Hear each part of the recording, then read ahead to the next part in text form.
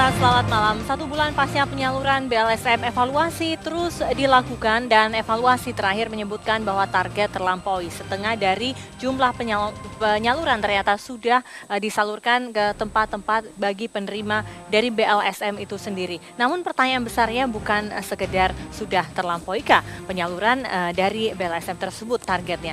Namun lebih kepada benarkah kebijakan dari Balsem itu sendiri. Mengapa hanya sebagian kecil dari masyarakat yang masuk dalam kategori miskin yang kemudian mendapatkan bantuan langsung sementara masyarakat, dan bagaimana pula para kritikus memandang hal ini. Kita malam hari ini akan membahasnya dalam Indonesia Bersuara dengan topik rapor penyaluran BLSM.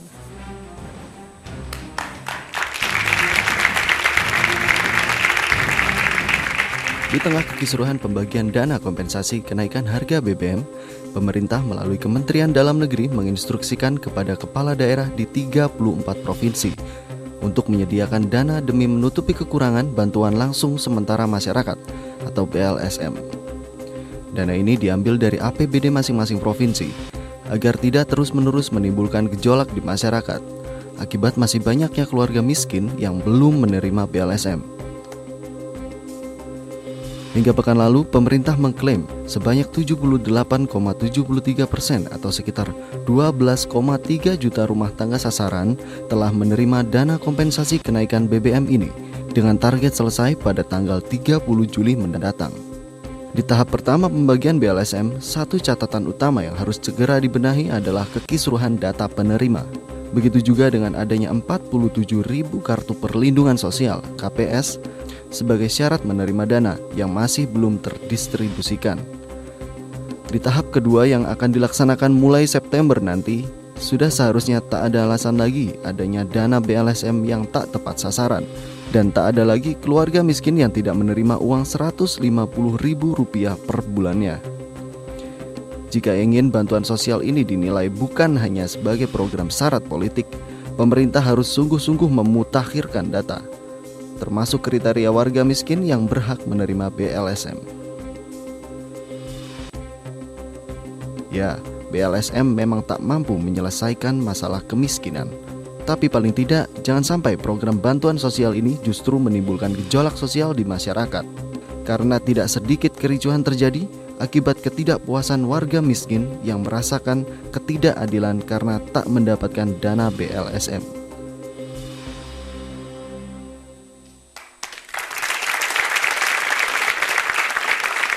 Ya, benarkah BLSM tidak mampu menyelesaikan masalah kemiskinan di Indonesia ini? Bagaimana pemerintah kemudian membantah hal itu dan bagaimana kritikus kemudian meyakinkan bahwa benar pendapatnya? Kita akan memperbincangkan pada malam hari ini bersama dengan masing-masing narasumber. Yang pertama adalah Pak Andi Zainal Arifin Dulung, Dirjen Jaminan Sosial dan Perlindungan Sosial dari Kementerian Sosial RI. Selamat malam Pak Andi. Selamat malam.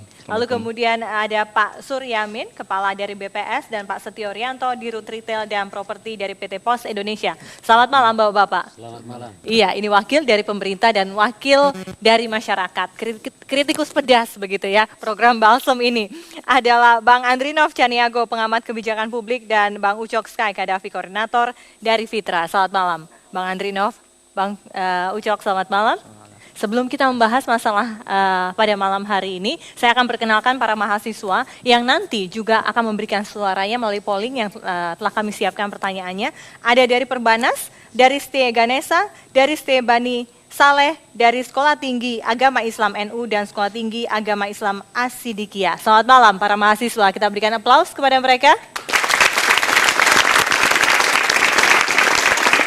Baiklah, saya mulai dari Bang Andi dulu. Bang Andi, tampaknya evaluasi selalu dilakukan. Tadi katanya setiap hari begitu. Tapi yang saya dengar evaluasi besarnya adalah pada tanggal 15 Juli yang lalu. Apa hasilnya?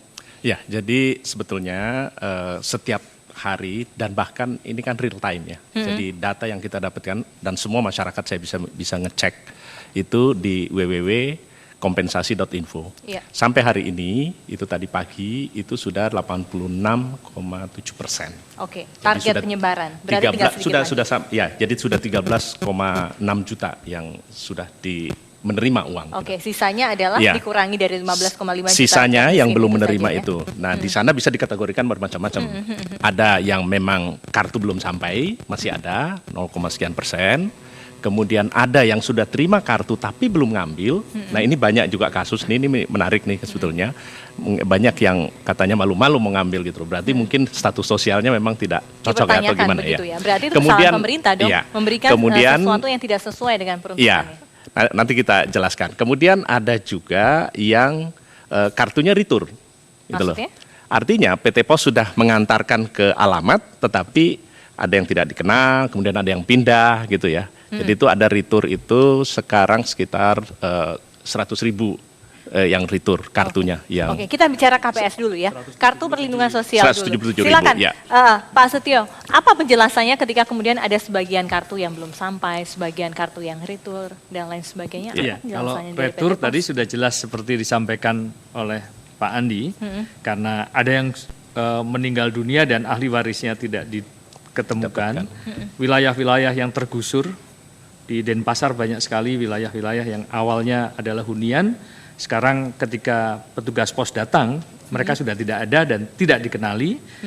Nah, itu kita tahan dulu, tetapi ketika berkali-kali kita upayakan tidak ada, maka kita nyatakan Itu yang retur ya? Retur. Oke, Ya. lalu bagaimana dengan yang belum sampai? Yang hingga belum saat sampai itu terkait dengan satu situasi dan kondisi lapangan. Contohnya saya baru saja kembali dari Belitung.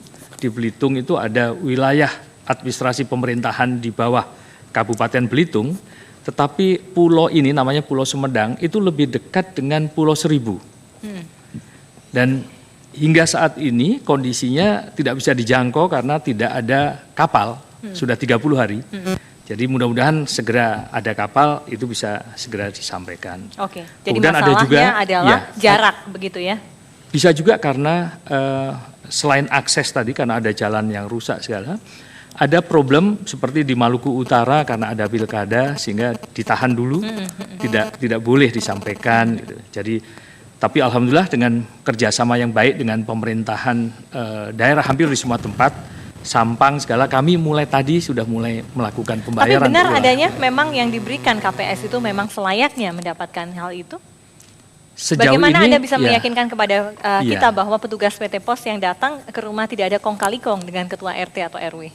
Oh ya, jadi tugas PT Pos Indonesia dalam hal ini adalah menyampaikan kartu-kartu perlindungan sosial tadi Berdasarkan KPS data dari kepada RTSM, rumah tangga sangat miskin yang sesuai dengan ada di sana. Iya. Oke. Itu Bagaimana tugas bisa kami. meyakinkan bahwa tidak ada kong kali kong begitu? Tidak ada ya ini diberikan yang ini tidak begitu? Oh ya, kalau PT Pos barangkali tidak sampai pada kompetensi. Justru sekarang yang menarik itu adalah protesnya kepala desa menyatakan saya tidak tahu menahu gitu loh. Berarti kan tidak ada kong kali kong di situ gitu.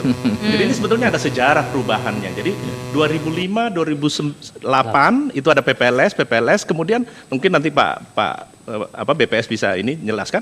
Di situ diprotes bahwa ini banyak sekali kong kali kong, katanya banyak yang keluarganya. Akhirnya pada 2011 diambil, itu jauh lebih transparan, langsung ke lapangan, ngambil datanya langsung ke masyarakat, dicacah gitu loh. Tidak Tapi ada kong kali masih kong, ada tapi juga, ya.